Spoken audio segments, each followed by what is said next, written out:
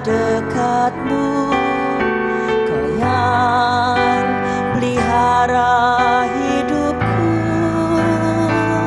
Katakan hatiku tenang berada dekatmu, Kau yang jawaban hidupku. Hatiku tenang berada dekatmu, Kau yang pelihara hidupku. Pertolonganmu begitu ajaib, Kau telah memikat hatiku. Di saat aku tak sanggup lagi, di situ tanganmu bekerja. Pertolonganmu begitu ajaib, Kau telah memikat hatiku. Kini mataku tertuju padamu, ku rasakan kasih-Mu Tuhan. Mari Ibu lebih lagi, kita akan pujikan pujian ini lebih lagi.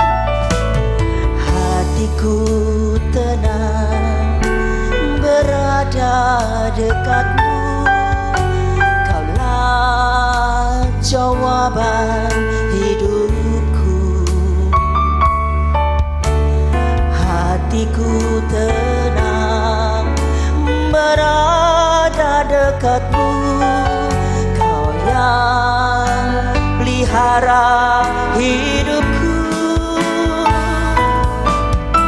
Pertolonganmu begitu ajaib, Kau telah memikat hatiku.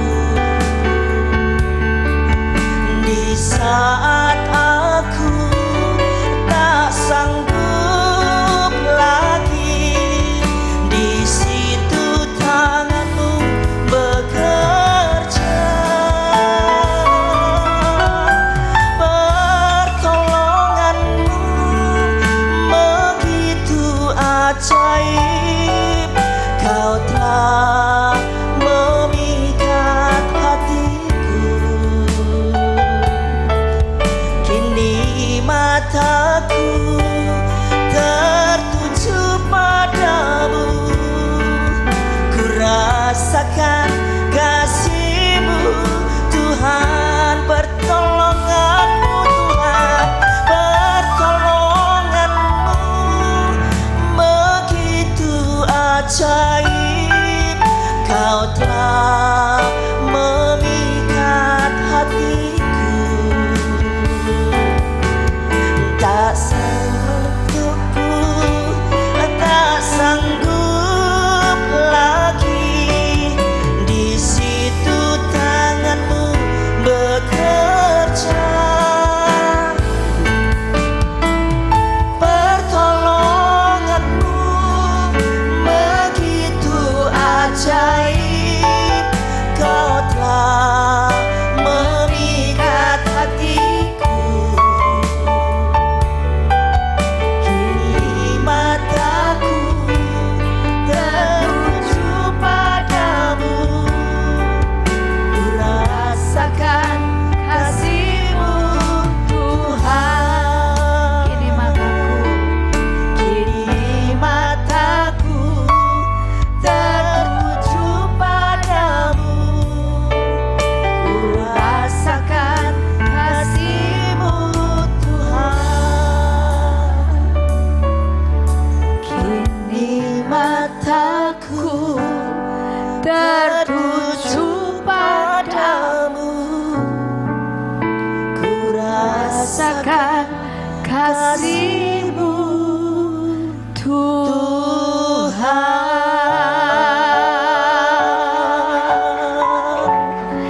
benar Tuhan, Engkaulah kekuatan kami, Engkaulah segala-galanya bagi kami. Kami masih mau tinggal tenang Tuhan di hadirat-Mu, untuk kami boleh diisi lebih lagi Tuhan, dibuat mengerti sehingga kami mendapatkan pemahaman yang utuh untuk kami boleh terus bergerak menghidupi apa yang Bapak mau buat hidup kami. Terima kasih, terima kasih. Mari Roh Kudus, Engkau memberi kami pengertian, Engkau memberi kami hikmat, sehingga kami bisa menangkap di jam-jam siang ini, jam-jam yang tidak mudah untuk kami berkonsentrasi, tetapi kami percaya oleh pertolongan Roh Kudus, kami memahami, kami mendapat hikmat, kami menangkap semua yang Tuhan ajarkan buat kami. Terpuji nama-Mu ya Bapa. Di dalam nama Tuhan Yesus Kristus, setiap kita putri-putri Tuhan yang disayang Tuhan katakan amin. Puji nama Tuhan. Silakan duduk saudara. Ya, boleh tepuk tangan yang meriah yuk buat Tuhan yuk. Ya, puji Tuhan. Dari tepuk tangannya sudah terdengar kalau agak lemes. Soalnya sudah kenyang ya, sudah kenyang dan masih harus berjuang lagi gitu ya. Ya, masih bisa tahan, amin. Ya, sedikit waktu lagi kita mau selesaikan. Nah, di sesi yang kedua ini ya, Tuhan sudah mulai menginginkan kita untuk bergerak dalam pertumbuhan, dalam proses pertumbuhan. Yang pertama tadi, di sesi yang pertama kita menemukan masalah yang paling mendasar yang membuat kita ini sulit untuk bisa menerima firman, untuk kita bisa menghidupi firman itu, dan pastinya itu akan menjadi penghalang untuk kita bisa bertumbuh gitu ya. Nah, sekarang di sesi yang kedua yang Tuhan inginkan itu ternyata bukan sekedar pertumbuhan yang sambil lalu gitu ya. Bukan pertumbuhan yang nggak apa-apa lah gini-gini aja gitu ya. Ya, nanti lah tumbuh-tumbuh sendiri. Nah, bukti dari sebuah pertumbuhan itu sebetulnya mudah melihatnya. Seseorang dikatakan bertumbuh, ya terutama ini kita ngomongin pertumbuhan rohani. Kenapa kok harus dipentingkan pertumbuhan rohani? Karena kalau pertumbuhan tubuh ini kan sudah bertumbuh kita ya. Ya kan, sesuai dengan usia gitu ya, tahun demi tahun itu pasti bertumbuh secara jasmaninya. Secara intelektualnya ya mungkin kita juga mengalami yang namanya pertumbuhan. Dari dulu yang nggak ngerti sekarang jadi ngerti gitu kan.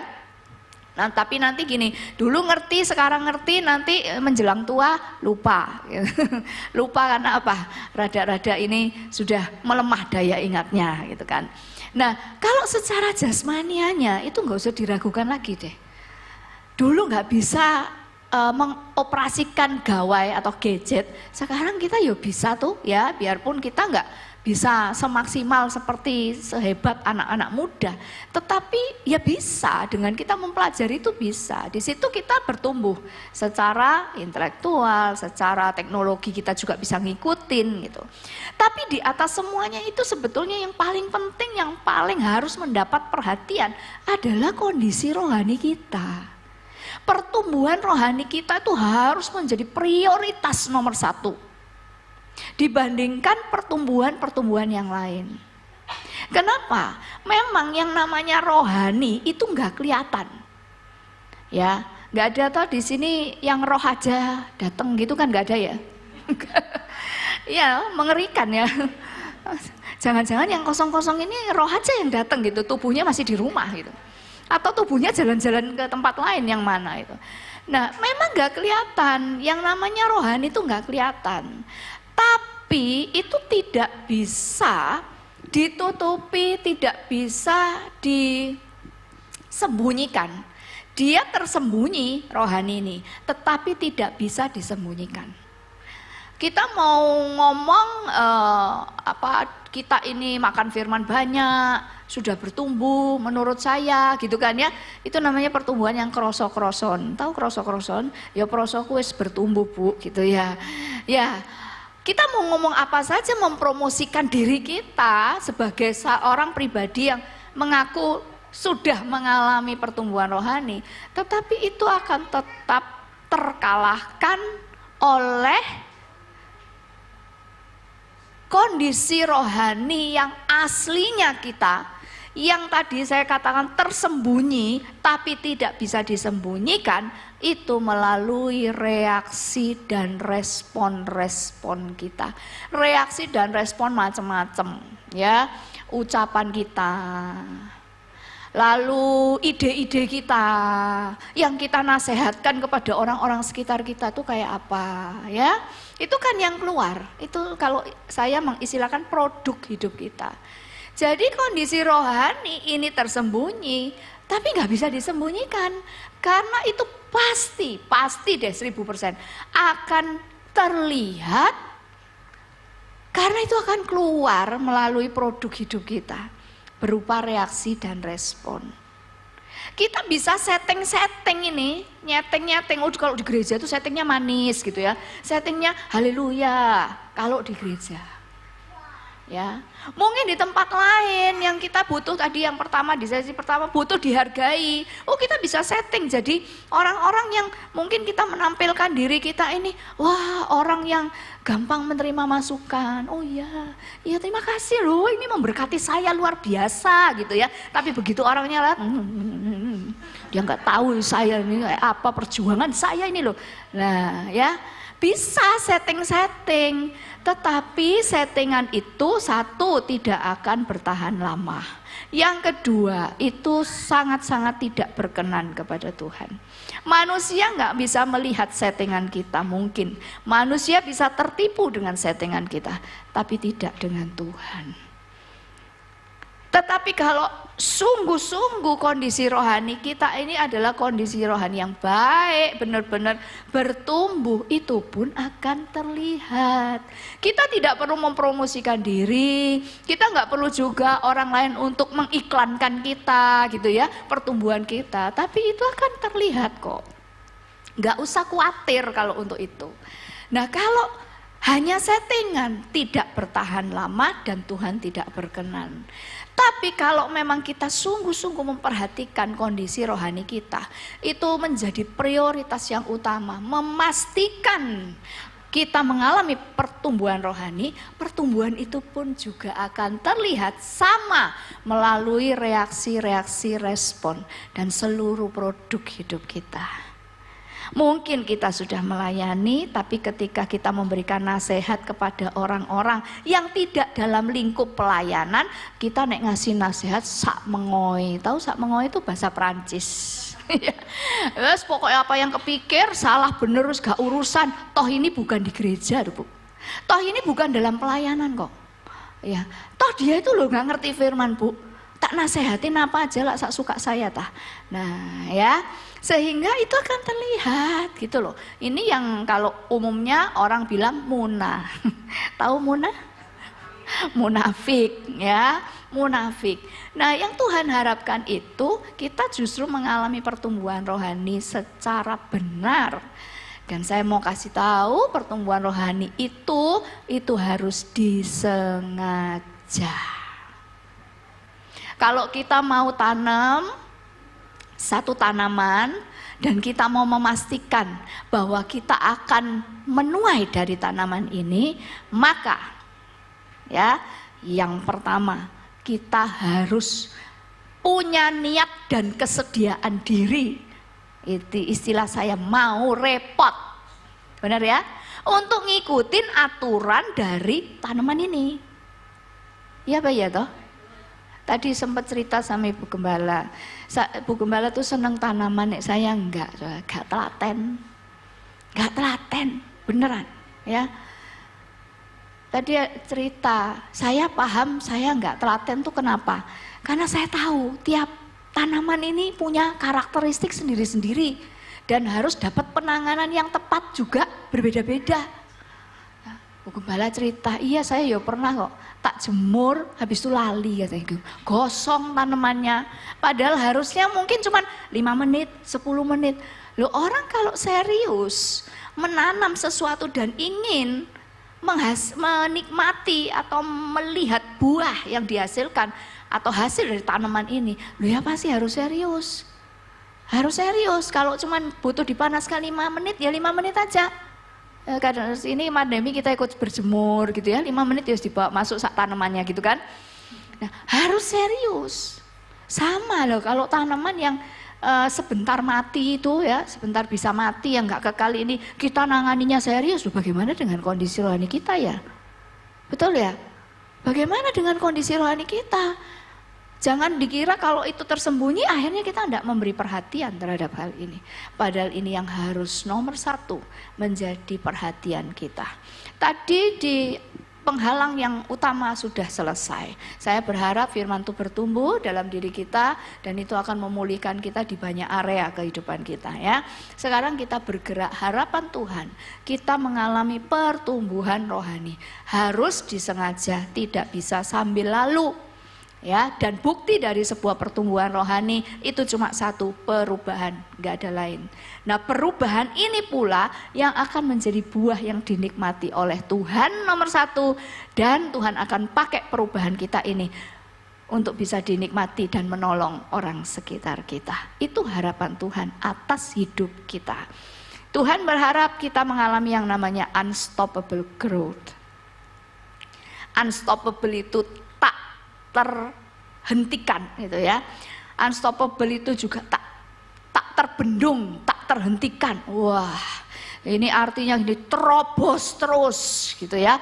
Apapun kendalanya kita mampu menerobosnya ya. Growth itu pertumbuhan, yang tadi saya bilang pertumbuhannya adalah pertumbuhan rohani. Unstoppable growth yang kalau saya simpulkan untuk kita bisa mengalami yang namanya unstoppable growth itu berarti kita harus siap untuk menjadi penakluk-penakluk penghalang itu. Amin ya. Untuk bisa pertumbuhan rohani kita itu tak terhentikan, tak terbendung.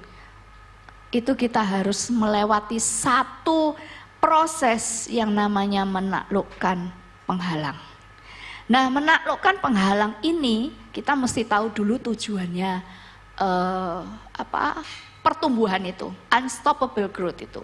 Tujuannya apa? Tujuannya tidak ada lain, serupa dengan Kristus. Jadi bertumbuhnya kita itu targetnya itu jelas gitu loh ya. Makanya kalau kita ngomong saya sudah berubah kok Bu, oke. Perubahanmu ini sudah serupa Kristus belum? Nah, ya kita nggak bisa berkata bahwa aku sudah berubah, tapi ukurannya nggak jelas. Saya sudah berubah kok Bu, katanya suami saya, katanya anak saya, katanya tetangga sebelah gitu. Kita nggak pakai ukuran manusia, tetapi kita ini kalau saya bilang kita ini produk sorga, standar kemaksimalan kita adalah standar sorga. Kembali kepada firman Tuhan. Nah, firman Tuhan itu bilang pertumbuhan rohani itu punya target yang jelas, keserupaan dengan Kristus. Itu ada di dalam 1 Yohanes 2 ayat 6. Barang siapa mengaku dirinya ada di dalam Kristus, ia wajib hidup seperti Kristus telah hidup. Dan yang kedua, serupa Kristus itu apanya? Pikiran dan perasaannya kayak Kristus. Latihannya gampang kalau yang kedua ini. Misalkan kita ini alami pergumulan, coba nanya sama diri sendiri. Kalau Tuhan Yesus ngalamin kayak aku, kira-kira apa ya yang dilakukan oleh Tuhan Yesus? Nah itu latihannya. Kita menghadapi fitnahan kayak datang aja sama Tuhan. Buat renungan pribadi gitu ya. Nanya, kalau Tuhan Yesus yang difitnah, kira-kira apa ya reaksinya Tuhan Yesus? Apa yang dilakukan oleh Tuhan Yesus? Nah, kita melakukan hal yang sama. Ini butuh dilatih dengan sengaja gitu ya.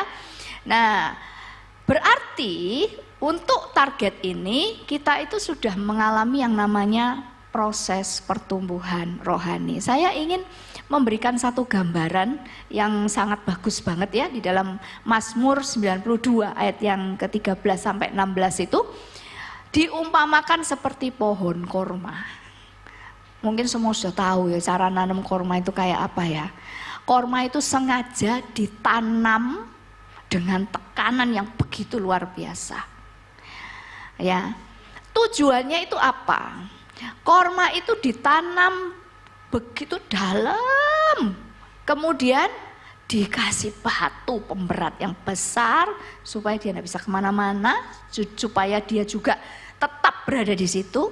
Tetapi pohon korma punya sifat, punya karakteristik. Kalau dia tidak bisa nongol ke atas, dia bergerak ke bawah.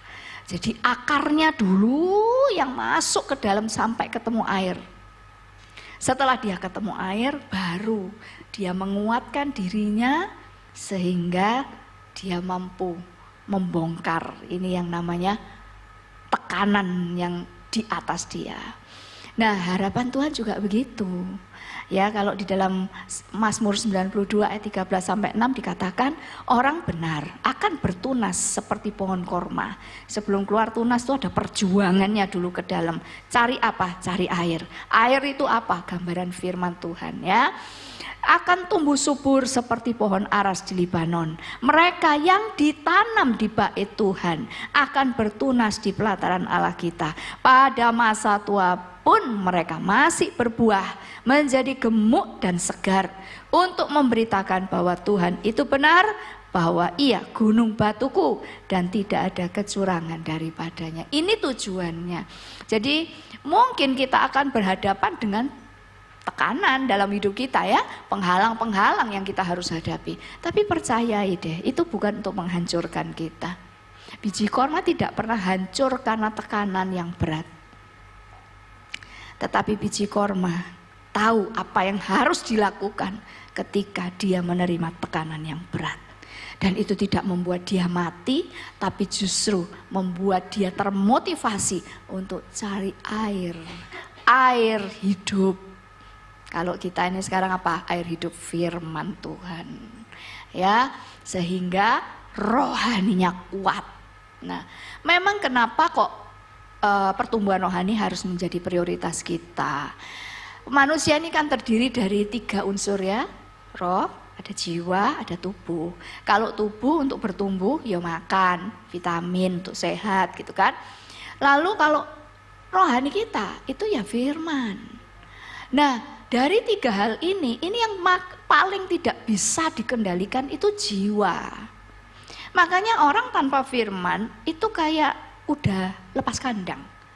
Orang tanpa firman, orang tanpa memahami kebenaran, dia akan hidup gak karu-karuan. Kenapa? Karena di dalam jiwa itu ada pikiran, perasaan, dan kehendak. Nah, pikiran, perasaan, kehendak, renungkan sebentar.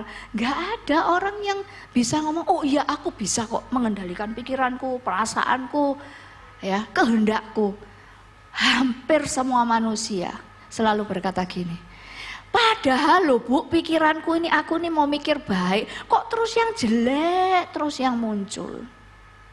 Sulit loh Bu mengendalikan perasaan, mau aku ini ngampuni, tapi kok sakit. Kan gitu ya. Kehendak lagi, waduh tambah kalau kehendak ini ya, lagi nggak punya duit, pengen tas, wah gitu ya, kalau perempuan kan tas ya, betul apa betul ya? Nah, pengen tas ini tapi kok mahal ya. Oh, ya udah gini aja, ditawar. Nggak ada diskon ya Mbak, gitu kan ya.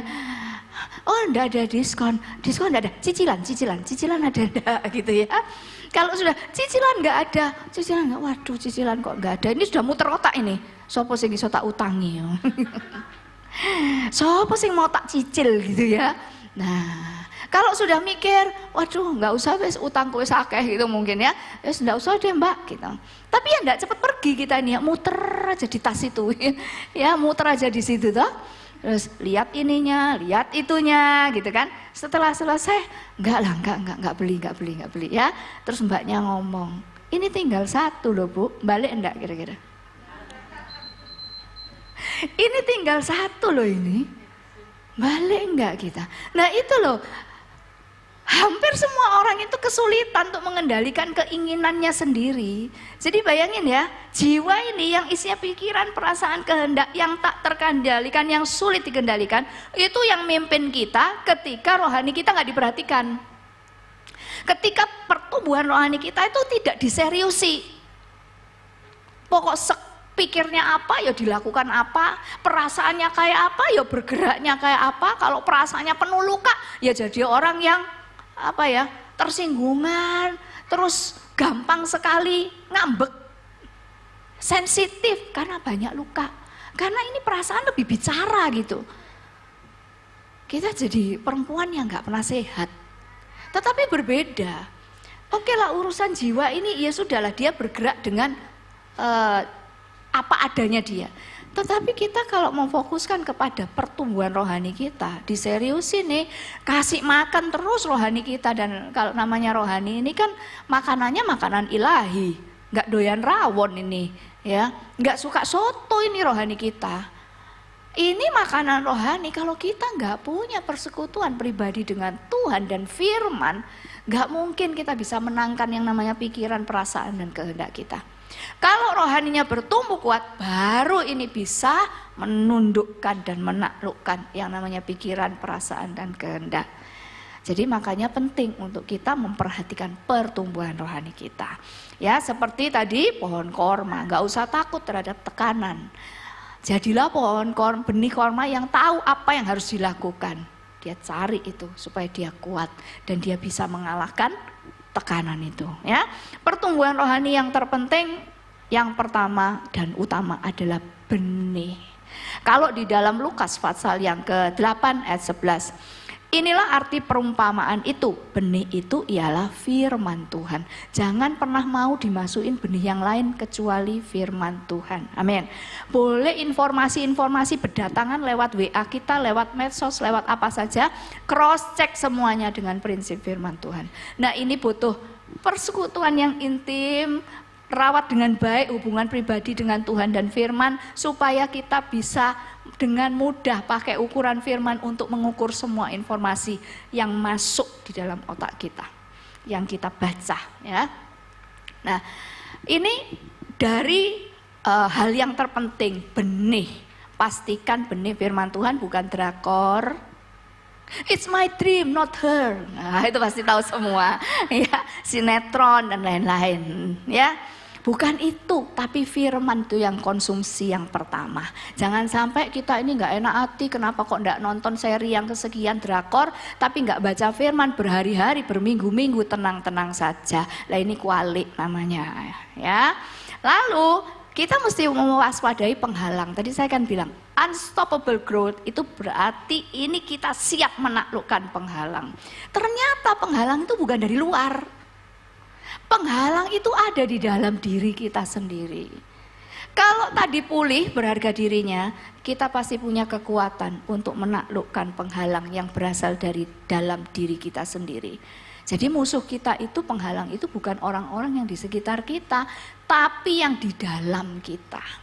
Penghalang yang pertama itu adalah kondisi tanahnya. Nah, benih ini kalau sudah benihnya benih yang baik, benih terbaik yaitu firman Tuhan, dia ini mau ditanam di mana gitu loh.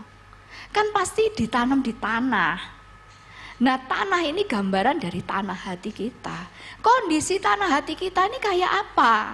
Itu perlu diperhatikan, perlu disiapkan gitu ya. Nanti kita akan pelajari sama-sama dan kita pasti akan menemukan kenapa firman itu kok cuman lewat aja gitu di dalam hidup kita. Kenapa kok firman itu rasanya nggak ono sing nyantol? Nggak ada yang sampai kita berjuang untuk melakukannya. Mengagumi firman, ya iya firman keren-keren. Siapa bilang firman Tuhan nggak keren? Ya, firman Tuhan keren-keren. Tetapi kenapa kok nggak ada yang nyantol di hidup kita ini? Kenapa kok nggak ada membawa perubahan dalam hidup kita ini? Ya karena penghalang yang pertama ini belum disiapin benar. Penghalangnya yang pertama kondisi tanah, saya bilang. Kondisi tanah yang pertama di dalam Lukas pasal yang ke-8 ayat yang ke-5 dan 12. Itu diceritakan begini ya. Ada seorang penabur keluar untuk menabur benih. Ya, waktu benih itu ditabur, ya, ada yang jatuh di pinggir jalan. Diinjak orang, burung di udara memakan sampai habis. Kalau ngomong tanah pinggir jalan berarti tanahnya tipis dan kering. Tanah pinggir jalan itu kan ya kita lihat ya segala sesuatu memang bisa tumbuh. Tapi yang tumbuh di situ tuh nggak pernah tiba-tiba tumbuh duren gitu kan, nggak pernah ya, nggak pernah ya. Yang tumbuh itu ya yang sebentar mati itu loh. Nggak ada ya tanaman tiba-tiba ada nangka gitu. Wah keren ya kalau bisa gitu ya. Kita nggak usah susah-susah melihara, tiba-tiba ada pohon-pohonan di rumah kita. Nggak mungkin. Karena apa? Karena tanahnya ini nggak cocok. Tanahnya ini tipis, kering. Benih nggak bisa masuk, tadi dibilang dimakan burung, dibiarkan berlalu. Nah kalau saya menemukan di ayat yang ke-12 ini tipe orang yang gini, senang sama firman Tuhan, terima firman Tuhan. Wih keren ya, luar biasa, membagikan firman Tuhan, iya, oh memang firman Tuhan bagus kan gitu kan ya, keren. Tapi dianya sendiri tuh tidak percaya terhadap firman ini. Dia bisa nasehatin orang, bisa, sabar gitu bisa, tapi dianya sendiri nggak pernah sabar. Kenapa? Karena dia nggak percaya terhadap firman ini. Dia cuma kagum, dia cuma seneng. Apalagi kalau dengar kesaksian, oh luar biasa Tuhan kita, yes dan amin. Tetapi firman nggak pernah dapat tempat yang baik di tanah hatinya, sehingga gampang sekali dia meragukan Tuhan. Loh Bu, firman Tuhan ngomong begini, tapi kok kenyataannya aku ngalamin begini Bu. Katanya firman Tuhan itu begini, tapi kok sebaliknya yang aku alami Bu. Kita itu kalah, ya, lebih mempercayai realita, lebih mempercayai apa yang kita lihat daripada kita mempercayai firman. Saya ambil contoh satu ya, siapa yang sampai hari ini masih iri sama orang yang terlihat makmur padahal dia hidupnya nggak karu-karuan? Kalau masih ada yang iri terhadap orang lain yang hidupnya nggak karuan, nggak serius baik Tuhan gitu ya, tapi kok hidupnya lebih makmur dari saya, bertobat siang hari ini. Kenapa? Karena kita ini termasuk orang yang nggak mempercayai firman. Firman tuh bilang begini loh, tidak ada damai buat orang fasik. Itu firman Tuhan. Jadi kalau kita cuman ukuran kita hanya yang materi, ya, yang materi, ya kita akan mudah sekali iri dan simpan iri hati itu, bahkan nggak terima sama Tuhan. Karena fokus hidup kita, ukuran hidup kita adalah harta dan kemakmuran. Nah kalau firman Tuhan ngajarin kita, harta itu nggak ada artinya. Kamu punya damai nggak sekalipun kamu punya harta? Nah firman ngajarin kita tidak ada damai bagi orang fasik. Artinya damai Kristus engkau miliki itu jauh lebih penting daripada kemakmuran yang kau peroleh dengan cara yang fasik. Itu loh maksudnya saudara.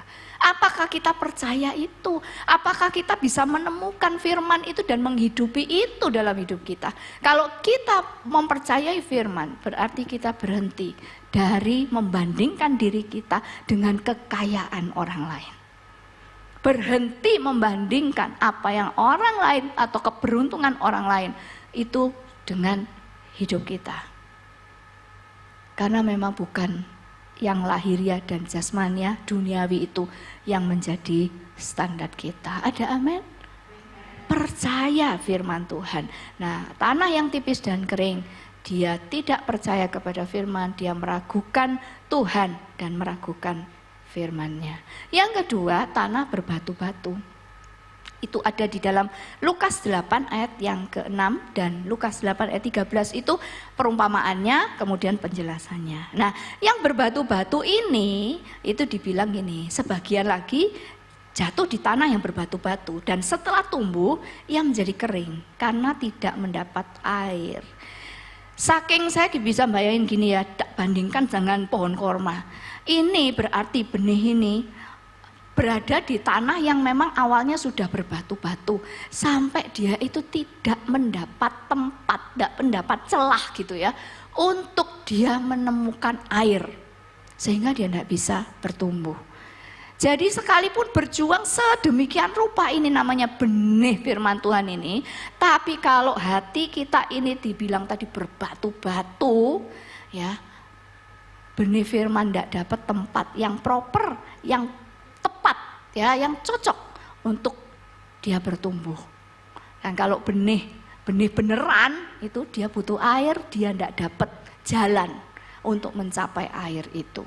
Nah yang kedua ini saya menggambarkan kalau di dalam ayat yang ke-13 tuh, percaya sebentar dan tidak tahan pencobaan karena berne firman terhimpit bebatuan. Bebatuan itu apa? Gini, bebatuan itu sakit hati kita, ya, kesalahan orang yang kita simpan. Makanya tadi kan saya bilang kalau di sesi 1 kita pulih, maka ini sekaligus membersihkan ini loh.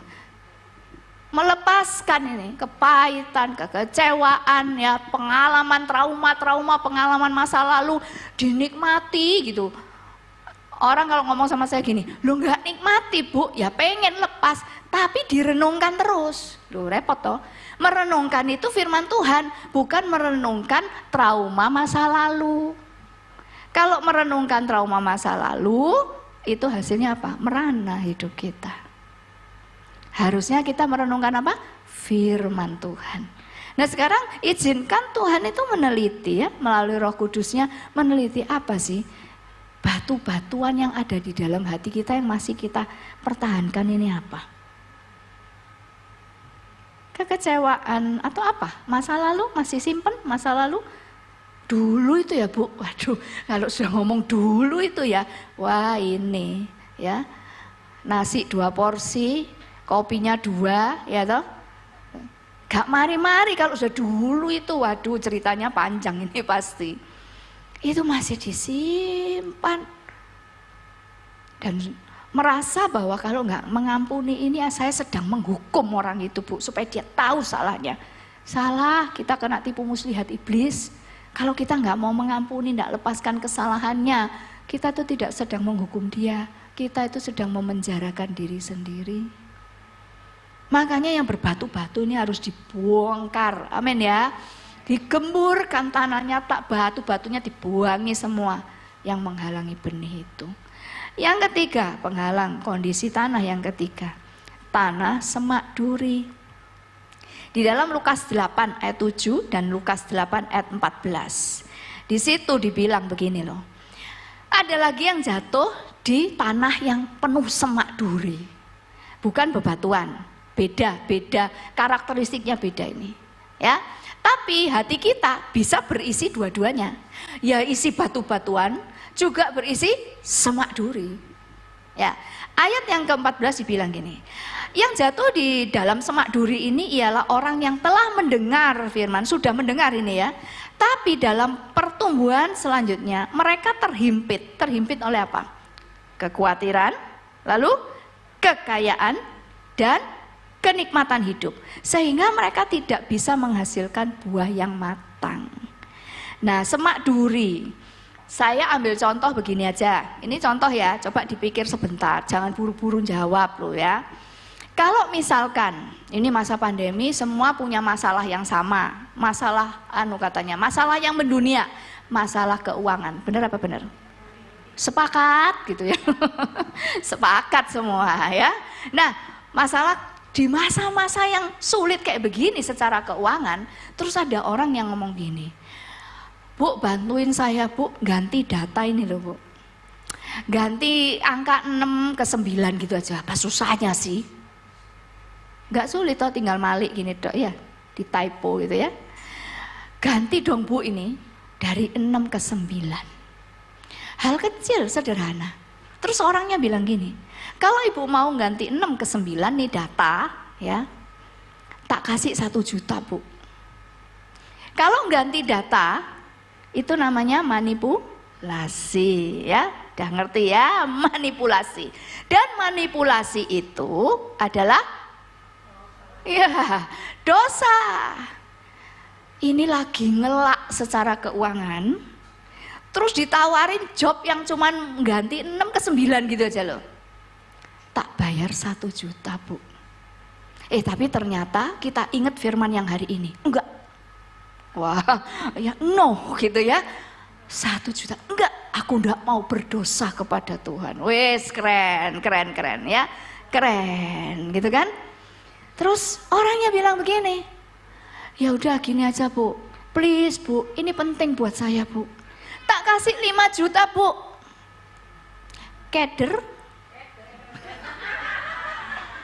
Terima kasih buat kejujurannya. Ya, 1 juta, no gitu. Tapi 5 juta saya tak pikir ya. 5 juta ini lagi ngelak, ini butuh dana ini. Mungkin tapi kita masih gengsi. Enggak. Bagaimana saya bisa berdosa kepada Tuhan? Tapi matanya sambil gini, 5 juta loh, 5 juta ini.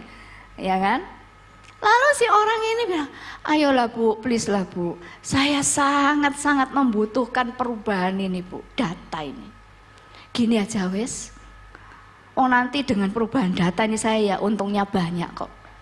Rubah dari 6 jadi 9 Bu, tak kasih 50 juta Bu. Duh kok wah semua ya? Kok wah semua ya?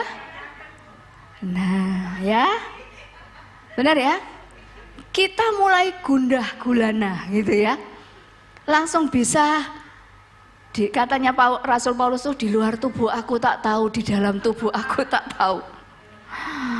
Ya, langsung ayat-ayat bermunculan, ya. Menolong orang kan nggak apa-apa. Kalau kamu bisa berbuat baik tapi kamu tidak melakukannya, wah ya, maka kamu berdosa. Lalu muncul lagi ayat-ayat, kan kamu katanya rindu berkorban untuk pekerjaan Tuhan. Sudahlah, enggak usah diambil semua, yang 25 juta aja untuk pekerjaan Tuhan. Ya, kira-kira siapa ya yang lagi bangun gereja ya? Siapa ya saya bisa bakti sosial? Kita mulai mikir, dan iblis tuh yang ngerti gitu loh, hal-hal yang kayak begitu tuh iblis ngerti. Dan iblis bilang begini, gak ada salahnya toh. Ya kan gerejamu lagi bangun, gerejamu butuh duit. Kamu bisa nyumbang, kamu bisa ngasih persembahan loh ke gereja. Kamu bisa ngasih persembahan loh ke pekerjaan Tuhan, ke hamba-hamba Tuhan. Lalu kita berpikir apa? Ya wis gak apa-apa wis. Kita berpikir bahwa dengan kita mengalihkan sebagian dana untuk pekerjaan Tuhan, untuk hamba-hamba Tuhan, kita pikir itu bisa menghalalkan cara yang tidak halal yang kita lakukan. Gak bisa, saudara. Di sini ini kenapa saya contohkan begini? Kita mau lihat sama-sama, seberakar apa sih kita tuh sama firman. Ya ini yang namanya menaklukkan penghalang. Apakah kita berani ngomong, enggak, berapapun kamu kasih enggak, karena menjaga hidupku tidak berdosa kepada Tuhan. Itu nilainya jauh lebih dari 50 juta. Ada amin ya saudara? Itu namanya kita benar-benar berakar. Kita tidak silau dengan yang namanya ketakutan, kekayaan, kenikmatan hidup. Dan kita juga tidak dikuasai ketakutan, takut miskin, takut kelaparan, takut gak bisa ini itu, takut gak bisa mengikuti hobi dan tren yang berjalan masa-masa ini. Kita merdeka dari yang namanya ketakutan, kekayaan, dan kenikmatan hidup. Cuma satu caranya, berakar di dalam firman. Nah, kondisi tanah yang ketiga itu banyak, terutama di masa-masa sekarang ini. Ya, para orang-orang yang percaya itu kelihatan aslinya semua. Ketika apa? Ketika kondisi, kalau saya istilahkan itu gini, keadaan atau hidup yang kenyang dengan interupsi. Ya sekarang ini loh. Di sini ini teruji benar. Apakah kita ini adalah orang-orang yang mengutamakan pertumbuhan rohani? Apakah orang-orang yang berakar di dalam firman sehingga kita bisa mengesampingkan, kita tidak membiarkan ini ketakutan, ya, haus akan kekayaan dan kenikmatan hidup. Kenikmatan hidup itu artinya gini loh, nggak mau soro, itu sudah termasuk kenikmatan hidup. Maunya gampang, kalau belajar itu nggak gampang. Tapi senengnya yang instan, di zaman yang instan, kopi instan, mie instan, apalagi bubur instan, semua instan, sampai iman kita juga mau yang instan. Nah ini sudah masuk di dalam kenikmatan hidup itu. Ayo siang hari ini kita mulai ajak Roh Kudus ya untuk memeriksa bagaimana kondisi hati kita. Jangan-jangan bukan benihnya yang salah. Benih firman-Nya itu berkuasa, tetapi kita tidak menyiapkan yang namanya landasan tanah yang benar, yang baik untuk firman itu tinggal di dalam kita. Nah, yang Tuhan harapkan kita bisa menyiapkan tanah yang baik untuk benih yang baik bisa bertumbuh baik ya. Di dalam Lukas 8 ayat 8 dan ayat 15, yang jatuh di tanah yang baik setelah itu bertumbuh dan berbuah 100 kali lipat. Yang menyediakan tanah yang baik ini adalah orang yang telah mendengar firman. Jadi dia punya gairah, passion terhadap firman Tuhan dan menyimpannya. Menyimpan itu merenungkan. Merenungkan tuh ya apa ya? Kalau saya menyebutnya merenungkan tuh kayak kita mengunyah. Jadi mengunyah firman. Kalau kita mengunyah kayak tadi makan siang bareng itu ya, kan kita rasain gitu ya. Oh, ini telurnya kayak begini. Saya sampai bisa komentar, oh ini kayak nasi yang terkenal yang terkenal di Surabaya. Oh iya, oh ini kayak masakan rumah. Loh, karena dicerna, dikunyah, diresapi dan menemukan sarinya. Kita bisa ngomong kurang asin, keasinan, kemanisan karena kita mengunyahnya dan merasakan sampai ke sarinya gitu. Nah, firman Tuhan juga begitu. Nah, tadi dikatakan orang yang menyediakan hati yang baik ini adalah orang yang selalu passionate terhadap firman Tuhan. Dia memastikan firman Tuhan ini itu dia pahami betul-betul. Saya sudah simpan PowerPoint ini di Bu Viken ya. Jadi kalau putri-putri Tuhan itu pengen mendalami lagi, boleh minta deh PowerPoint-nya itu. Tapi dipelajari ya. Jangan cuma di sharingkan gitu ya. Enggak bunyi nanti ini. Tapi untuk kita renungkan, kita dalami lagi. Ya. Nah, penghalang yang kedua selain kondisi tanah adalah yang kedua ini keinginan yang salah. No, ini loh. Kadang-kadang atau bahkan seringkali kita nggak memperhatikan yang namanya keinginan kita. Itu ternyata bisa menjadi penghalang untuk pertumbuhan rohani kita. Karena banyak dari kita itu justru kalah sama keinginan. Keinginannya siapa? Bukan keinginannya orang lain, keinginan kita. Sampai kalau kita merenungkan ini, kita tuh bisa berpikir begini loh, nggak ada loh sebetulnya orang bisa dipaksa orang lain tuh nggak bisa, nggak ada. Kenapa? Ketika orang lain memaksa dan kita mengikuti, itu keputusannya siapa? Halo? Keputusan kita, betul ya? Keputusan kita. Jadi musuh terbesar dari pertumbuhan rohani, unstoppable growth, itu adalah keinginan kita sendiri. Bukan keinginan orang lain yang dipaksakan ke kita. Orang lain boleh sampai berbusa-busa gitu ya, berusaha mempengaruhi kita. Tapi kalau kita nggak mau mengikuti, kita memutuskan untuk tidak mengikuti keinginannya, ya nggak bisa kok. Ya, jadi seketika kita mengikuti keinginan orang lain, itu bukan salahnya orang lain, tapi itu memang keputusan kita. Nah, yang kita mesti waspadai ini bukan keinginan orang lain, tapi keinginan kita. Tiap orang manusia hidup punya keinginan. Mosok Bu nggak boleh punya keinginan? Boleh. Siapa yang bilang nggak boleh punya keinginan? Boleh. Firman Tuhan juga menjelaskan, kalau kamu punya keinginan bawa kepada Tuhan, nyatakan dalam doa, ya, dan permohonan. Kalau permohonan tuh artinya bentuknya proposal. Kalau proposal tuh bisa di ACC, bisa enggak, gitu. Ya, dalam doa dengan pengucapan syukur. Jadi kalau di ACC ngucap syukur, kalau enggak di ACC ngecap syukur katanya gitu, bukan ngucap syukur. Ya, jadi boleh punya keinginan. Dan keinginan itu netral sifatnya. Karena ada keinginan yang benar dan ada keinginan yang salah. Kita siang ini memutuskan untuk tetap memperhatikan dan mendengarkan firman, atau kita memutuskan untuk tidur, itu keinginan kita. Betul ya? Keinginan untuk tetap mendengarkan sampai selesai. Nah, itu keinginan yang benar apa yang salah? Benar. Kalau keinginan tidur ini enak, silir-silir habis makan, kenyang ya, sandar sedikit gini ser gitu kan ya, enak ya. Nah, itu keinginan yang yang salah. Jadi keinginan ini netral. Itu sebabnya harus kita waspadai karena ini menjadi penghalang. Nah, pilih untuk kita bisa tegas terhadap keinginan kita. Kita mesti memilih dulu. Kita menetapkan dulu keputusannya. Kita di dalam mengelola keinginan, tegas terhadap keinginan, kita mesti lebih dulu memutuskan saya ini hidup mau menyenangkan Tuhan, memuaskan Tuhan atau memuaskan diri sendiri. Singkirkan orang lain dari hidup kita. Artinya kita hidup bukan untuk orang lain. Kita hidup untuk Tuhan atau untuk diri sendiri.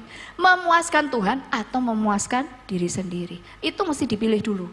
Karena kalau nggak gitu kita nggak punya power. Kita nggak punya kekuatan dan kuasa untuk kita bisa mendisiplin, mengelola dan tegas terhadap keinginan. Karena keinginan itu netral, ya. Di dalam 1 Yohanes 2 ayat 15 dikatakan, janganlah kamu mengasihi dunia dan apa yang ada di dalamnya. Jikalau orang mengasihi dunia, maka kasih akan Bapa tidak ada di dalam orang itu. Jadi dua ini tidak bisa berjalan sama-sama. Memuaskan Tuhan yang memuaskan diri saya, ini tidak bisa berjalan sama-sama. Kita mesti putuskan, mau memuaskan Tuhan atau memuaskan diri sendiri. Nah, penghalang pertumbuhan yang namanya keinginan yang salah di dalam 1 Yohanes 2 ya, ayat 16 dan 17 dikatakan, sebab semua yang ada di dalam dunia yaitu 1. Keinginan daging, 2. Keinginan mata, serta 3 apa? Keangkuhan hidup bukanlah berasal dari Bapa, melainkan dari dunia. Dan dunia ini sedang lenyap dengan keinginannya. Tetapi, ayo sama-sama, 2, 3. Orang yang melakukan kehendak Allah tetap hidup selama-lamanya. Amin. Nah, kita lihat satu-satu ya. Keinginan daging. Keinginan daging itu apa aja sih, Bu? Itu bukan ingin doyan makan empal, rawon, itu ya, gulai gitu. Yang daging. Bukan keinginan makan daging, tetapi keinginan daging itu macam-macam. Mulai dari keinginan daging, keinginan mata. Mulai dari bacaan, tontonan. Apa yang kita tonton lebih banyak waktu kita habiskan untuk melihat apa gitu ya. Karena ini kan gawai di tangan, lengket di tangan, betul enggak? Ya toh? Kan hanya kalau ibadah gini aja disimpan sebentar. Coba kalau sudah keluar dari ibadah itu ya, lengket ini gawainya di tangan. Sampai masak aja bisa begini. Ya toh? Sambil telepon, sambil apa gitu ya.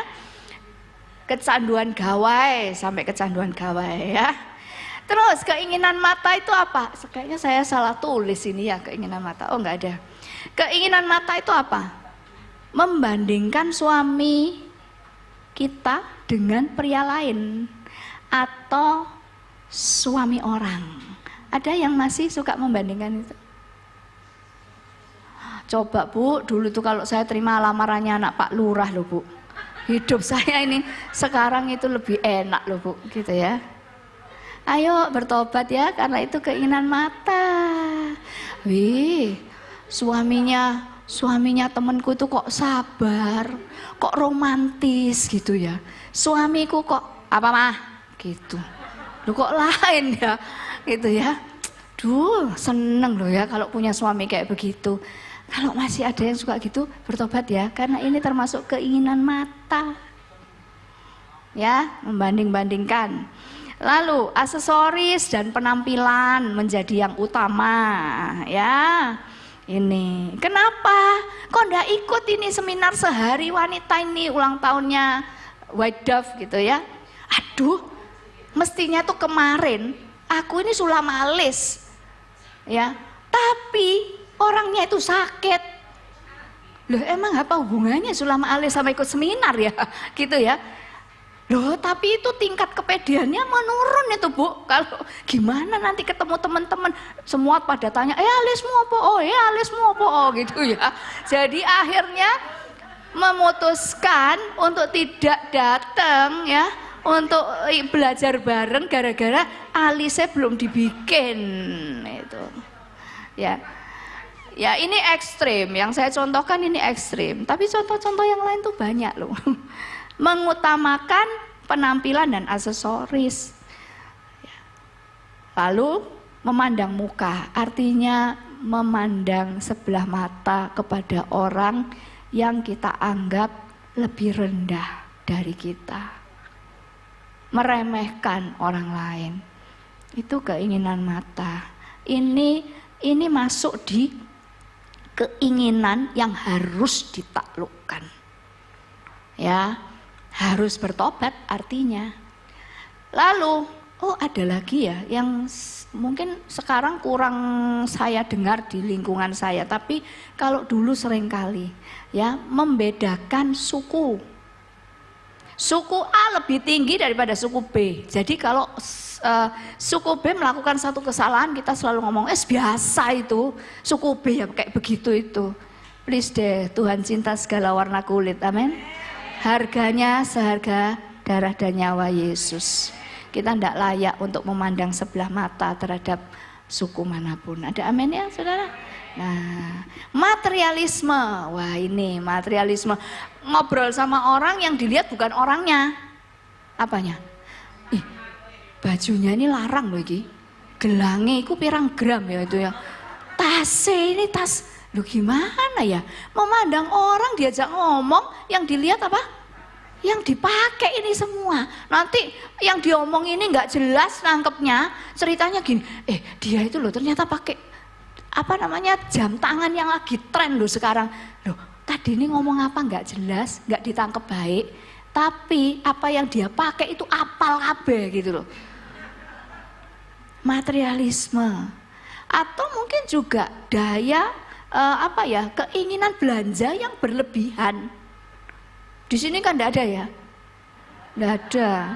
Butuhnya cuman satu, terus yang jual bilang, tinggal 2 loh Bu. Ya wes gitu, ada yang gitu ya. Lo buat apa satunya? Dipikir nanti gitu ya. Tapi kira-kira setahun kemudian itu tetap ada di dalam kresek. Iki apa ya iki ya? Adakah yang begitu? Enggak ada ya? Oh haleluya, enggak ada yang ngaku maksudnya. Nggak ada yang ngaku, beli dulu baru mikirin untuk apa gitu loh. Ada orang yang melindungi ya keinginan yang berlebihan dengan tentang belanja ini, itu dengan cara begini. Oh ya ini nanti tak kasihin ini, beli ini, oh ya tak kasihin ini. Loh kelihatannya ini kayak bahasa Prancis blobo ya. Kelihatannya tuh royal gitu ya. Dia ini rohani loh, dia ini mikirin orang lain gitu kan. Padahal enggak loh. Yang tersembunyi di baliknya gatel kalau enggak beli. Pokoknya kudu tuku gitu loh. Nah ini yang bahaya dan wanita banyak loh yang begitu. Betul ya? Atau sebaliknya, nawar barang sampai yang jual tuh mau bunuh diri. Dibanding-bandingkan barangnya, dibanding-bandingkan ya. Sana loh gitu. Lo katanya di TV itu harganya cuma sekian. Lah penjualnya pasti bilang beli di TV aja Bu gitu. Nah itu jangan dipikir bahwa itu nggak apa-apa. Kalau ini tadi ya sesi pertama pulih, kita nggak akan jadi orang yang begitu lagi loh. Karena apa? Biasanya kita nawar sampai penjualnya mau bunuh diri itu kan karena gini, aku ini ya gak mau dibujui, bener gak? Alasan kita kan begitu kan? Itu tipu muslihat iblis tuh. Kamu jok mau loh digoblok-goblok kan gitu kan? Jok mau, nanti kamu tuh mesti menunjukkan siapa dirimu gitu. Ya, yang nggak bisa ditipu, nggak gampang ditipu gitu. Itu apa? Berharga diri bukan? Jawab sendiri. Hah? Berharga diri. Makanya orang kalau nawar sampai elek gitu ya, terus gayanya mau pindah, kayaknya mau pindah. Enggak wes aku tak beli di sana aja lebih murah, tapi ngelihatnya gini terus. Nanti sejam lagi balik lagi di situ dibeli. Ya gimana? Wes aku kasihan sama kamu loh, masih elek meneh yang jual. Nah, ini loh kreativitas wanita yang adalah dosa. Kreatif kalau suruh begini-begini, pinter kalau suruh begini-begini, ya. Tapi ini dosa. Ditawar nggak boleh, ngomongnya gini, wong padahal elek gini loh, ini loh masih begini, jelekin barangnya orang. Tapi ketika sampai orangnya ilfil ya yang jual ya wis lah bu, wis piro sih gitu ya, terus diberikan kok yo mau padahal barangnya elek kabeh katanya tadi. Loh coba toh, ini perempuan, ini masuk di materialisme loh ini. Kayaknya tuh ueman gitu kalau ngeluarin duit itu. Pahit, benar. Istilah yang pas gitu ya. Itu materialisme. Ya, jadi ayo bertobat.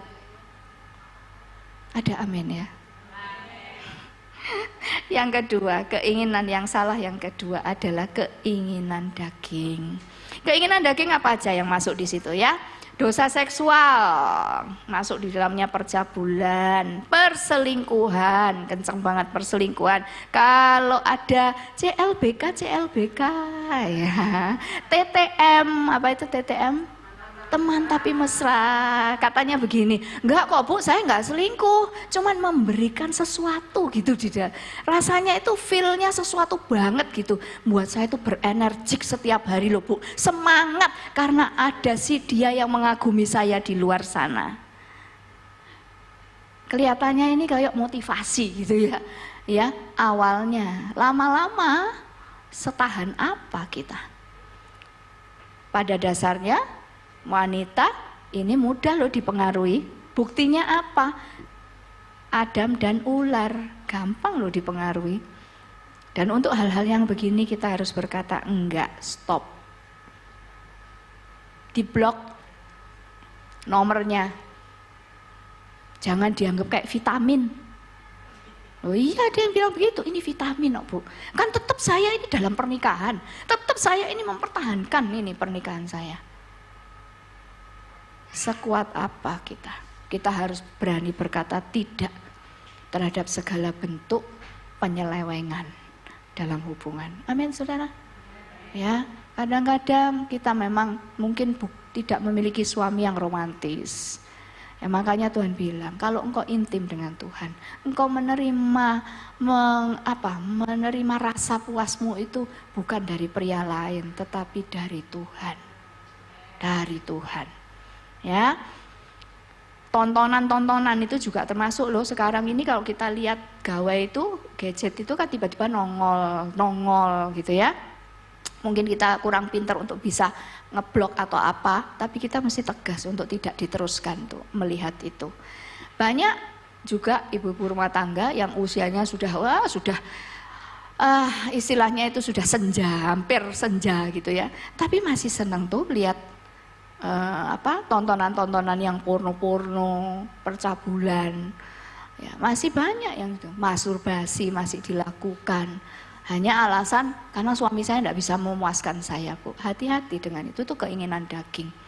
Ya, temukan dirimu di dalam Tuhan dan sembuhlah gitu ya.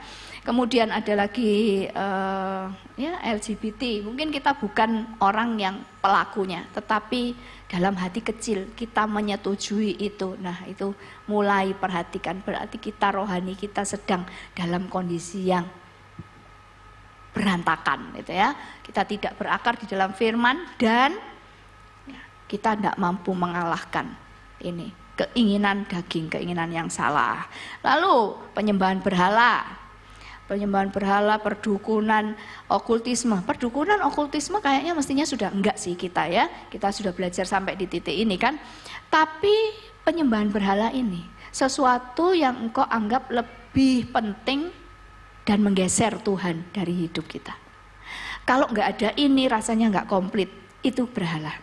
Kalau enggak ada ini seharian uring-uringan, itu berhala. Kalau enggak bisa begini, aku ini rasanya enggak tenang bu, itu berhala. Dan semua hal ya yang mengalahkan atau menggeser posisi Tuhan dalam hidup kita, hati-hati, itu berhala. Macam-macam kan, bisa barang, bisa orang, ya, bisa jabatan, posisi, segala macam. Lalu keinginan daging yang lain, pelit, kikir. Enggak bu, saya enggak pelit, enggak kikir, saya hemat. Itu cuman melindungi diri gitu ya. Hemat tapi atas nama hemat, kalau beda-beda ya, hemat ya sama pelit kikir. Biasanya pelit kikir itu kalau untuk dirinya sendiri nggak pelit, untuk orang lain pelit. Tapi kalau hemat itu dia tahu kapan harus ngeluarin duit dan kapan harus dia menahan untuk tidak mengeluarkan duit. Itu ada dasar hitungannya. Itu hemat. Jadi dia berhitung betul gitu ya. Itu hemat, bukan pelit atau kikir. Dosa mulut. Nah, komentar yang nggak perlu, tadi saya sudah singgung nyindir juga ya. Komentar yang nggak perlu itu gini loh, kadang-kadang kita ini mungkin, saya kalau bilang mungkin lecek gitu ya ini ya, kurus salah, gemuk salah, keriting salah, pokoknya semua dikomentari gitu loh. Sampai komentar yang nggak perlu itu artinya gini loh, komentar yang tidak menghasilkan apa-apa, justru menghasilkan kesia-siaan. Dan itu sering keluar dari mulut kita. Kayak begini mungkin kita berpikir, alah itulah guyon Bu. Enggak loh, kalau kita mau memperhatikan, mengutamakan pertumbuhan rohani kita secara serius, itu keinginan daging yang kayak begitu-begitu tuh harus kita taklukkan, kita singkirkan loh dari hidup kita. Supaya pertumbuhannya bisa maksimal ya. Ingin tahu yang tidak perlu atau kepo. Wah. Ayo bertobat yuk gitu. Dia tadi ngomong apa? Dia ngomongin aku apa enggak? Dia ngomong. Oh, wah gitu ya. Seru gitu ya. Nah, itu ya, kepo, ingin tahu yang tidak perlu. Ayo kalau bukan urusan kita, belajar untuk tidak mengembangkan. Ingin tahu atau tidak mengembangkan kekepoan gitu. Ya. Prinsipnya gampang kok. Kalau itu berkaitan dengan saya, dia pasti nyari saya dan menghubungi saya dan ngomong sama saya. Gitu aja wis. Ya. Kalau itu tidak ada kaitannya sama saya tidak usah mencari tahu. Amin. Ya, jangan pakai bungkusnya peduli ya. Beda peduli sama kepo. Kalau kepo itu nggak ada juntrungannya, tapi kalau peduli itu karena kau ingin melakukan sesuatu untuk membangun hidup orang itu. Itu namanya peduli. Lalu lanjutnya, mengumbar emosi atau amarah, ini juga keinginan daging ya. Tapi saya percaya kalau di sesi 1 tadi sudah pulih, kita bisa mengelola emosi kita dengan lebih baik ya. Iri hati, kedengkian harus dibuang. Haus pengakuan, penghargaan, mencari muka, ini masuk di keinginan daging. Boros atau belanja berlebihan berkaitan dengan tadi pelit, kikir, hemat dan lain-lain ya.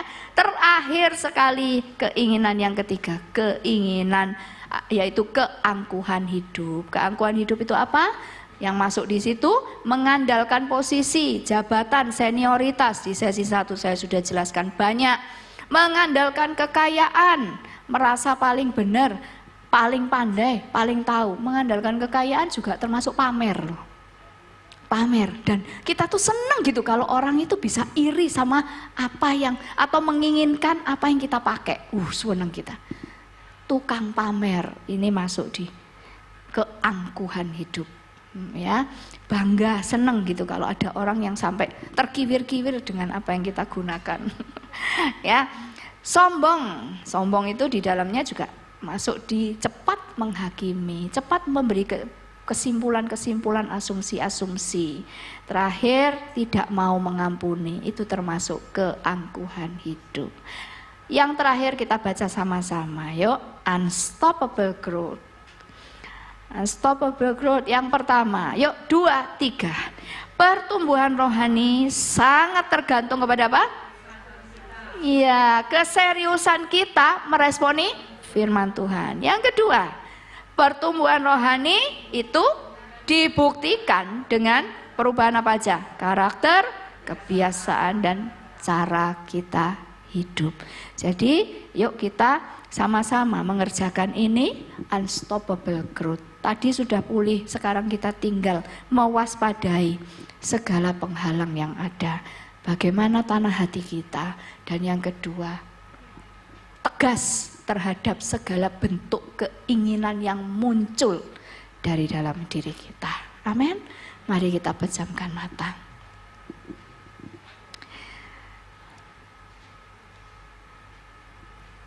Ajarku memahami semua yang kau ingini, agar hidupku puaskan hatimu.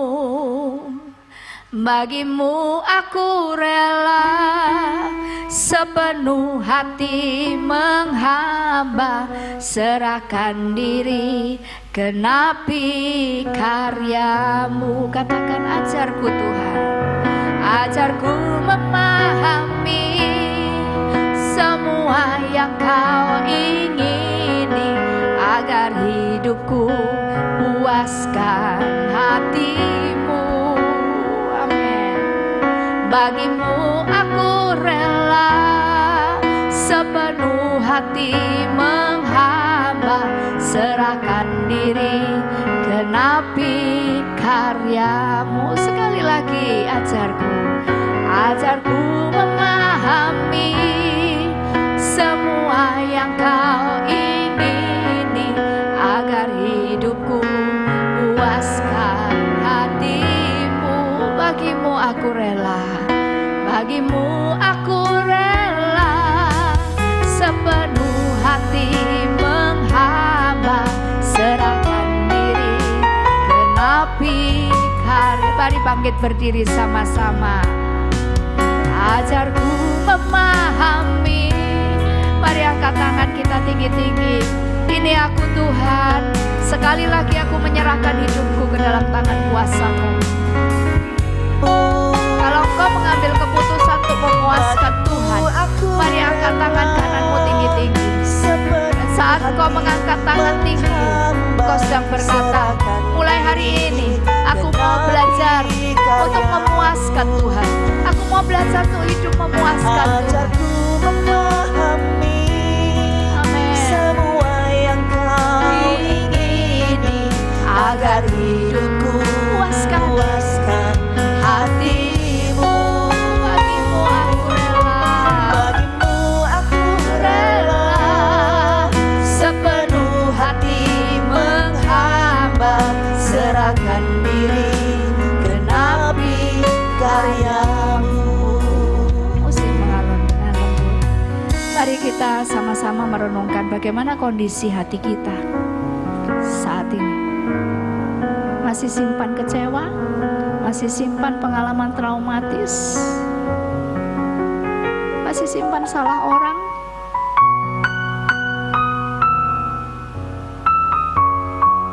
Apakah kita cuma suka terhadap firman Tuhan, senang, kagum, tapi sesungguhnya kita meragukan firman Tuhan, sehingga dalam masa-masa sulit kehidupan kita malah sibuk menyanggah setiap kebenaran firman yang datang buat kita? Ataukah kita masih syarat dengan kekhawatiran, tipu daya kekayaan, dan kita masih berjuang untuk kenikmatan hidup, sehingga kita nggak bisa secara teguh mempercayai firman Tuhan, karena ada hal-hal lain yang lebih menarik buat kita untuk kita percayai, sehingga kita dikuasai ketakutan demi ketakutan, dan makin kita ini tidak bisa berakar dalam firman. Mari lepaskan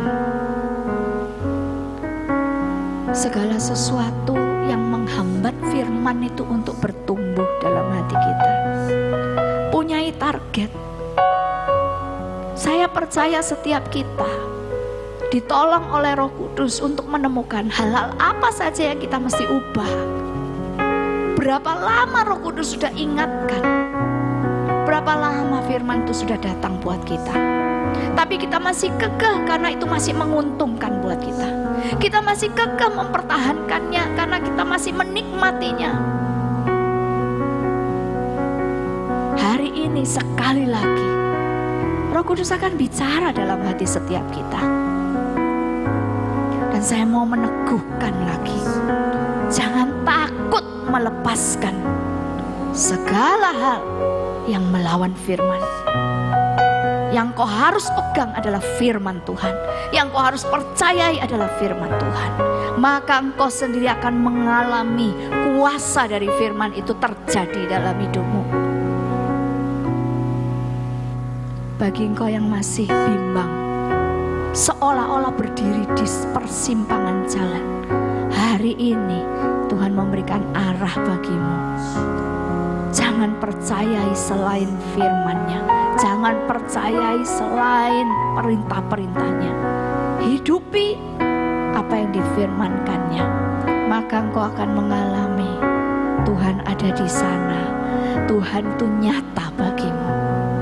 Karena saat kita melakukan firman Tuhan, kita sedang menghadirkan Dia dalam situasi kita. Waktu kita menyelesaikan persoalan dengan cara firman Tuhan, kita sedang melibatkan Dia, kita sedang menghadirkan Dia dalam peristiwa yang kita harus hadapi. Mari sama-sama kita mau letakkan tangan di dada. Kalau mulai hari ini kita mau meninggalkan segala penghalang yang mungkin kita nggak sadari selama ini, tapi ternyata itu penghalang yang berasal dari dalam diri kita sendiri. Ampuni Tuhan kalau kami sering menyalahkan orang lain, menyalahkan keadaan karena kami tidak bisa bertumbuh. Kami sering menyalahkan Engkau Tuhan kalau kami tidak bisa mempercayai firman-Mu. Kami merasa bahwa Tuhan tuh jauh, Tuhan tuh gak peduli. Dan kami merasa bahwa Tuhan tidak memberikan anugerah untuk kami mempercayai firman. Tapi hari ini semuanya terbuka. Kami masih tertarik kepada hal yang lain selain Engkau. Itu yang kami izinkan berbicara lebih kuat daripada firman-Mu. Ampuni kami Tuhan, ampuni kami Bapa. Dan biarlah pemulihan siang hari ini kami terima secara utuh Tuhan. Kami sungguh-sungguh menjadi pribadi yang berbeda. Kami menjadi murid yang mengerti apa yang harus dilakukan. Dan Engkau akan melihat Tuhan di tahun ini, Engkau akan melihat pertumbuhan yang dahsyat dari kehidupan kami. Itu yang menjadi kerinduan kami dan itu yang kami akan kerjakan dengan sengaja. Terima kasih banyak ya Bapak. Urapan-Mu turun atas setiap kami, kekuatan kuasa Roh Kudus saja yang akan memampukan kami mengerjakan apa yang Tuhan firmankan. Terima kasih Bapak, dalam nama Yesus. Amin. Silakan duduk, kita mau ambil waktu sebentar, boleh dibagikan kertasnya sebentar aja ya. Nah tadi boleh dibantu ditayangkan sebentar, tadi yang keinginan-keinginan itu. Kalau kita mau ya, kita tadi sudah belajar, kita menyadari ada keinginan-keinginan yang salah di dalam diri kita ya, yang berbicara lebih kuat ya, termasuk kondisi tanah kita seperti apa. Nah, kalau Roh Kudus sudah ingatkan dan kita mau lepaskan, boleh ditulis di kertas yang ibu-ibu terima tadi. Lalu nanti kalau sudah selesai, waktunya nggak lama ya, dan itu kan spontan, bukan ngurusin orang lain tapi diri sendiri kan, itu kan pasti lebih cepat ya. Cepat ditulis, kemudian dilipat, nanti Ibu Gembala yang akan berdoa, meneguhkan dan memberikan kuasa ya untuk kita bisa melepaskan semuanya itu ya. Tuhan Yesus memberkati.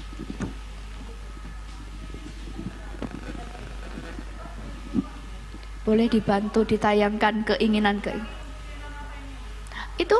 Nah, yang mana saja? Kalau ada yang Roh Kudus ingatkan di luar yang itu, nah boleh juga ditulis ya.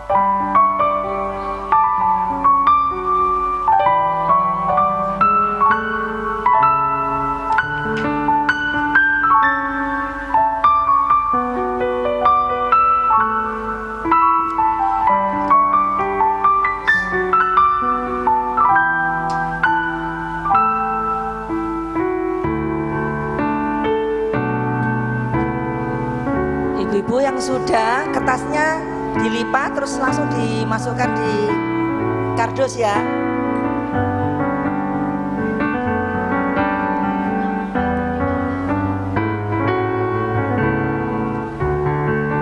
Ibu-ibu yang sudah dimasukkan di kertas ya, di kardus.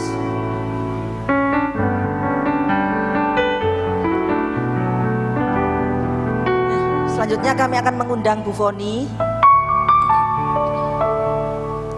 Oh, yang berulang tahun dulu ya. Saudara, kami mengundang untuk bulan Maret ini, bulan April. Ya. Yang berulang tahun. April. Oh, tumpeng. Oh ya. Ya, Bu Foni sama Bu Evi. Belum. Kita mau potong tumpeng dulu ya.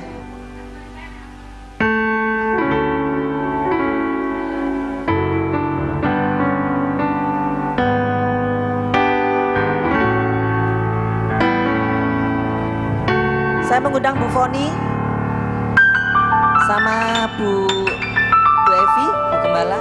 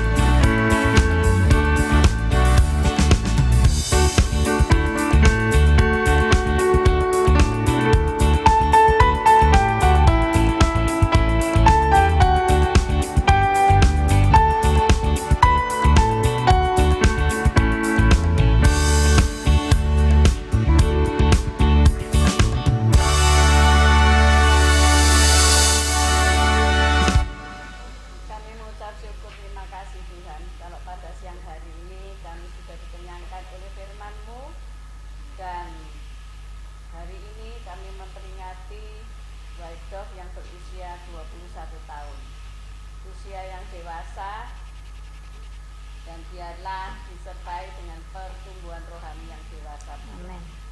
Kami sudah menulis apa saja yang menjadi penghalang-penghalang dalam pertumbuhan rohani kami, maka kami akan mendoakan supaya semua penghalang-penghalang yang sudah ditulis ini tidak lagi menghalangi kami.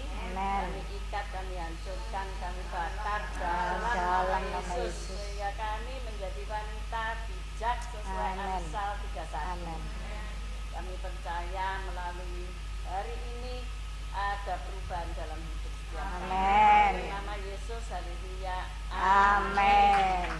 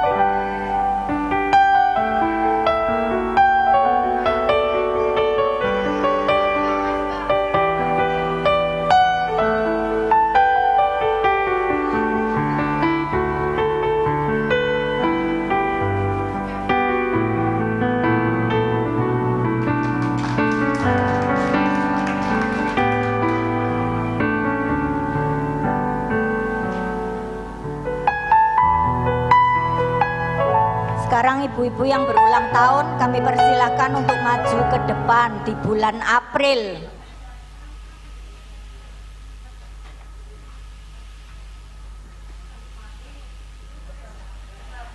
Silakan ibu-ibu yang merasa berulang tahun di bulan April.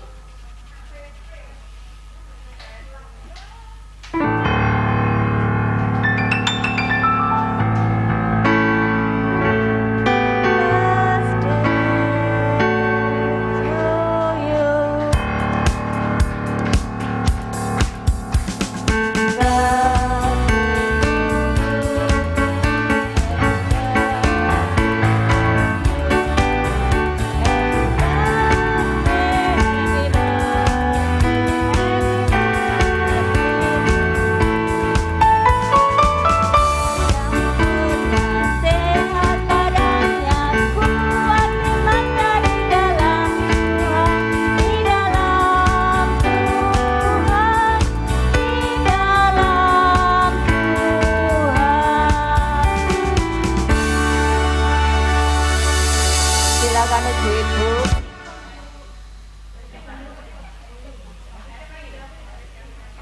Ya, nanti ibu gembala yang berdoa.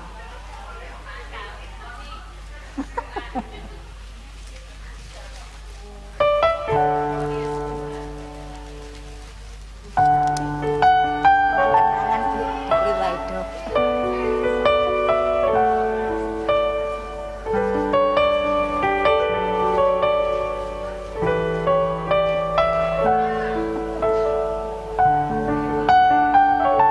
Mari ibu-ibu kita arahkan tangan kita kepada ibu-ibu yang berulang tahun di tempat ini.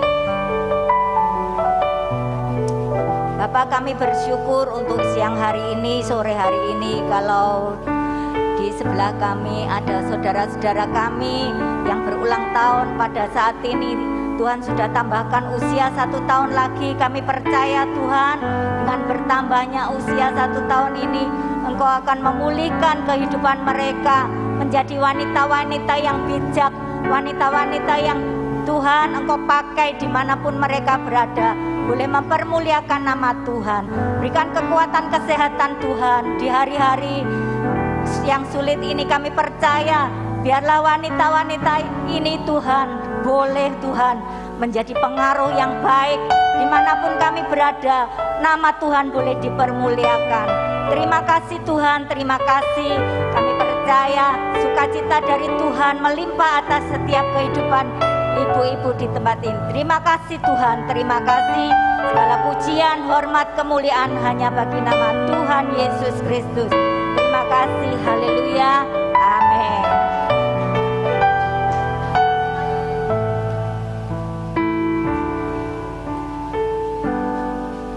Ya ibu-ibu.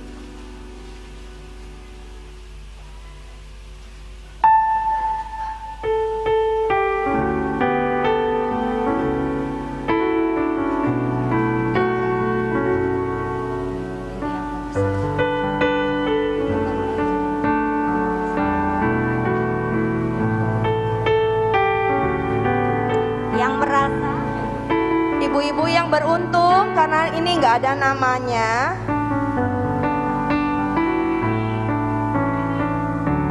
Ya, silakan maju ke depan. Pegang. Ya.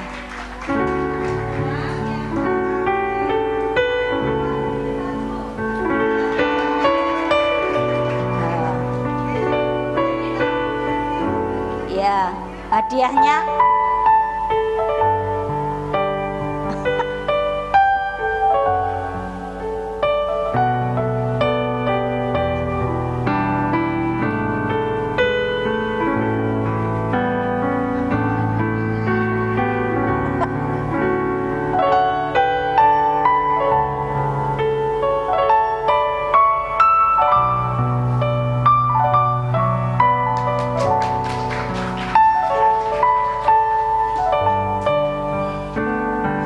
terima kasih Bu-ibu sudah bertahan sampai di sesi 2. Kami percaya tidak sia-sia ya.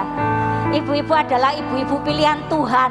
Kalau ibu-ibu ada sampai sesi 2 ini, Tuhan mau memulihkan setiap kita menjadi wanita-wanita yang berpengaruh ya, wanita-wanita bijak. Dimanapun kita ditempatkan, di situ nama Tuhan boleh dipermuliakan. Puji nama Tuhan. Pengumumannya bulan depan kita akan berjumpa lagi di tanggal 10 ya, 10 Mei. Karena kita bertepatan dengan Lebaran ya, Idul Fitri, jadi kita tanggal 10 kita baru berkumpul kembali. Puji nama Tuhan. Terima kasih. Ibu Gembala akan tutup dalam doa.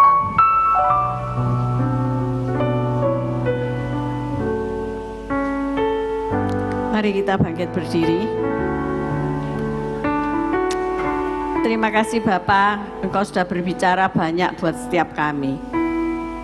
Saatnya kami membawa pulang berkat-berkat-Mu itu. Mari angkat kedua belah tangan saudara dan menikmati berkat Tuhan.